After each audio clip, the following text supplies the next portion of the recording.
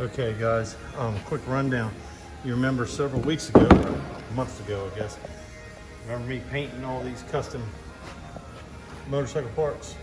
Well, the motorcycle got run into, and it busted up a few pieces.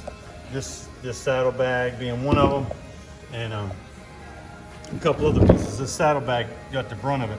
This was split right here. Now I have V'd it out, meaning I've grinded a V in it. You can kind of tell that it's concave there. And then I have V'd it out in here. Now what you can't really see now, I have a picture of it. I don't know if I'll be able to insert it into the video. See those little tabs, those little dots right there? Those are, they're like stitches. They're like metal stitches.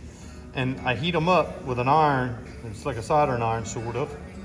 And you insert them, and that locks that together. That gives it steel reinforcement in there. Now I'm getting ready to mix up.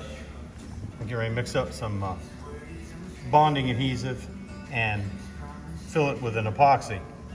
I'll try and film as much as I can of it.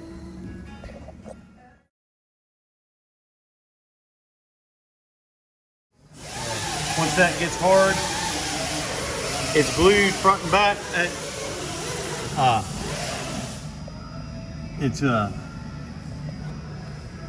It'll be just as strong as it ever was. This is the top of that saddlebag. It got a pretty severe case of road rash. I